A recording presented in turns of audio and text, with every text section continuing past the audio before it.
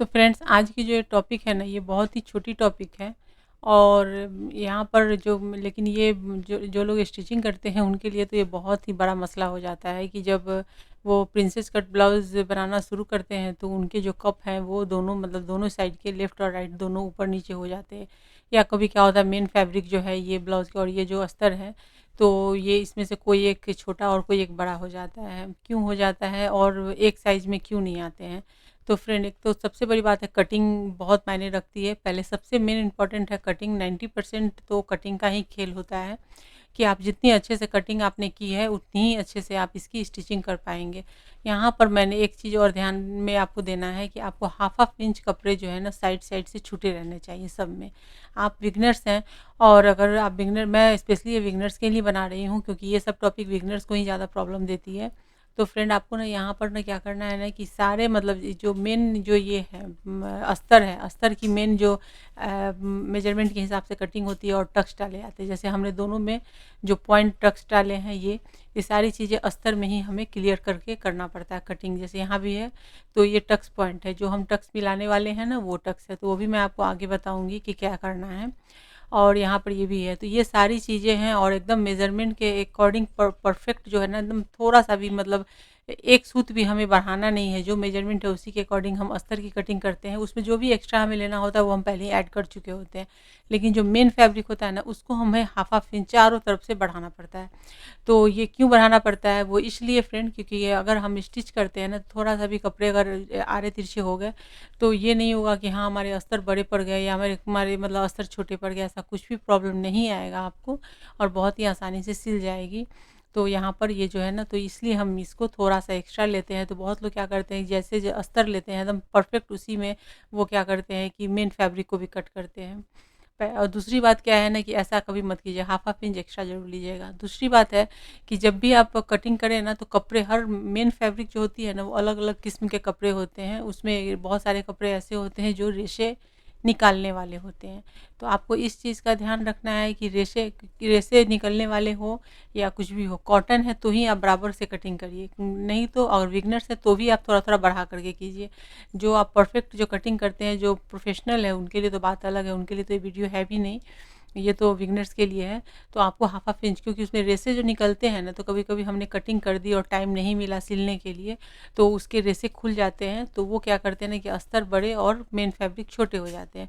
और दूसरा सबसे बड़ी बात है ना कि स्टिचिंग करने के टाइम, अभी देखिए हमने स्टिचिंग करके और जो भी एक्स्ट्रा कपड़े थे उसे हमने कट कर हटा दिया, तो परफेक्ट एकदम से हो गए ना, ये एकदम से बैठ गए। अब अस्तर को हमें थोड़ा भी टच नहीं करना, कटिंग करके नहीं हटाना है, जो एक्स्ट्रा कपड़ा है उसे ही कट करना है। और जो अस्तर में हमने टक्स पॉइंट दिए हैं या जो भी आपने टक्स मारे हैं या फिर जो भी मार्किंग की है, वो परफेक्ट आपकी वैसे ही रह जाएगी। तो अब उसी तरीके से हमें क्या करना है, जो साइड की जो है वो उसे भी हम, फ्रंट साइड के 2 पार्ट रहते हैं, तो एक पार्ट को हमने सिल लिया और दूसरे पार्ट को भी हम वैसे ही सिलेंगे। इसमें भी हमने वैसे ही कपड़े बढ़ा करके रखे हैं थोड़े-थोड़े।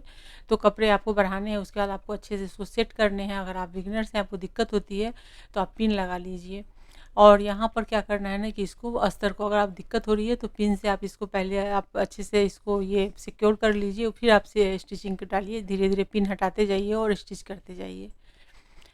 तो यहाँ पर मैं ये ऐसे ही स्टिच कर रही हूँ इसको, तो इसको आपको ऐसे ही करना है। तो यहाँ पर करके मैंने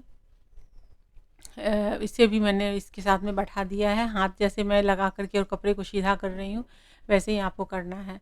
जब भी आप कपड़े की कटिंग करें, पहली बात तो आपको क्या करना है ना, कपड़े को प्रेस मार लेना है, चाहे वो अस्तर हो चाहे वो मेन फैब्रिक हो। अगर वो थोड़े भी टेढ़े-मेढ़े हैं तो उसको पहले तो आप उसको प्रेस कर लीजिए, उसके बाद ही आप, प्रेस करने के बाद ही आप उसकी कटिंग कीजिए।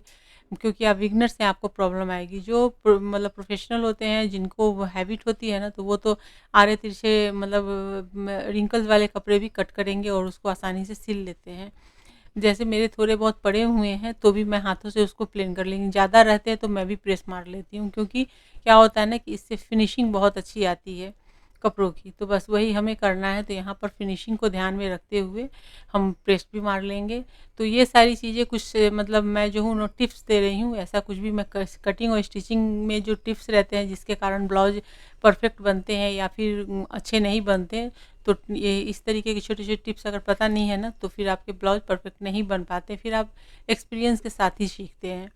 तो यहाँ पे हमने जो टक्स जो अस्तर पे दे करके रखी थी, जिससे हमें इसे पॉइंट जोड़ना है, तो इसे हमने क्या किया, फिर से मार्किंग कर दी है। अब लीजिए हो गई। तो इसलिए मेन फैब्रिक को आप थोड़ा बड़ा काटें, बाद में अस्तर पे अटैच करके, और फिर जो मार्किंग है उससे आप उसको करके, और आप उसके बाद आप स्टिच कर लीजिए। और उसके साथ ही आप जब ये आपकी कटिंग अच्छी रहेगी ना, तो पफ भी आसानी से बनेगी। तो अब है बात पफ की, तो आपको क्या करना है, जब हम दोनों चीज़ को ज्वाइंट करेंगे, तो थोड़ा सा हल्का सा हम इसको ये घिसते हुए हल्का सा, और उसके बाद हम इसे अटैच करेंगे। हाफ हाफ इंच की मार्जिन ज़रूर रखेंगे स्टिचिंग के लिए, जो कि हम कटिंग के टाइम पे लेते हैं। आपने अगर कटिंग की मेरी वीडियो नहीं देखी है, पेपर कटिंग की या कपड़े की कटिंग की, तो आप जा कर के देखिए। तो उसकी प्लेलिस्ट में जा कर के आप देखिए कि आपको बहुत सारी ऐसी कटिंग की, और कटिंग में भी बहुत सारे मैं टिप्स बताती हूँ, तो वो सारी चीज़ें आप देखिए वहाँ पे। तो यहाँ पर मैंने हाफ इंच की मार्जिन रखी है सिलाई में, ताकि कभी सिलाई खुले नहीं।